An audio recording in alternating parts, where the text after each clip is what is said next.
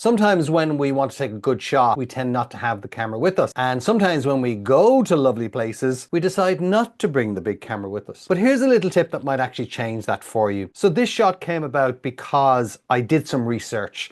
I knew where I was going, where I was going to be staying. I did some research. Flickr is one of those resources that we keep going on about because it's just wonderful. In the Explore section, they've got a world map. And if you just zoom in this case, I've zoomed in as far as I can go. If you just type in what you want, put in Trafalgar Square light trails. And the great thing about the map is it can actually show you where it was taken. Mostly that's always true of phone shots, but for SLR shots, mirrorless shots, it's up to the people themselves where they tag them properly. Now, not every shot on Flickr is tagged, but where they are, when they turn up, they've been tagged, and this shows you. I'm able to see that, yep, there's curves on light trails. That's what I want. And this particular shot looked like this, and I could see that it was taken on Charing Cross Road.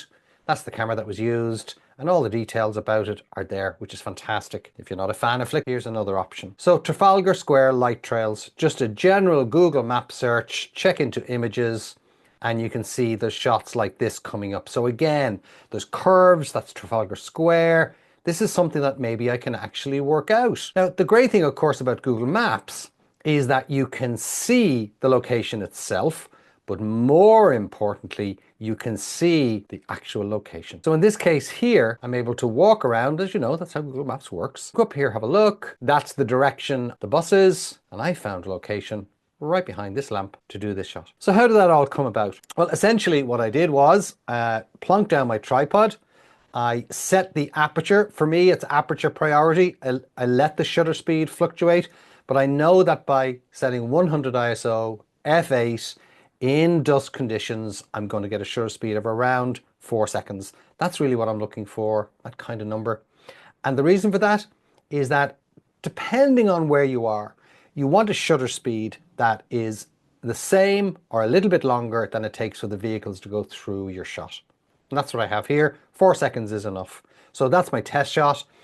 It's not really what I want. Why not? I am not a fan myself, although absolutely a lot of people like it, is when the light trails completely block parts of the scene itself. It looks good from the light trails point of view, but they don't really mesh as well with the scene. Here's another one. So this bus is coming from behind me. Remember, I'm just behind that lamp pole, that lamp post, street lamp, and I just keep moving. So nothing has changed. ISO 100, f8, now 6 seconds. So here I'm getting more of the kind of light trails I'm looking for. Now this is kind of what I want. I have the main part of the subject very much on view, and these trails are going through the shot. Likewise here, but that's coming from a different direction. Don't like that. This is just a bit too much. It's very powerful. The light trails are the most important thing in the shot in a sense. The light level is dropping now. F8, ISO 100, and that's now gone to 10 seconds. Now it fluctuates because there's a lot of light coming here from these light trails. Again, you can see here, that's not really great, just completely blocking the statue at the top of the pillar in Trafalgar Square. Again, lots of blockage going on there. And now the light's really dropping at this stage here. I go back to this shot. I think this is the shot that I'm really looking for. All I need to do is straighten things out. And if I'm lucky, I can straighten it out to get rid of this crane. And here we have the final shot. Everything's straightened out. A little bit of enhancement on the sky just to get that blue, that rich blue coming through. I have these lovely trails going through.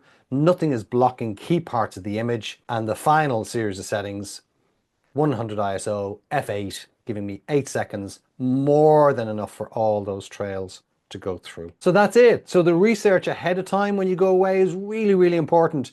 I knew where I was going. Now, once you're sitting there, standing there, it may not be quite what you wanted, but you're getting into the ballpark. You're there, you're close enough to be able to see what works. In my case, I just happened to get it right, but then I saw that there was a curve going on. I saw that there were buses going through. I saw the location that I might need, all before I even arrived on scene. So that's the tip. Be prepared, do the research, turn up, get the shot.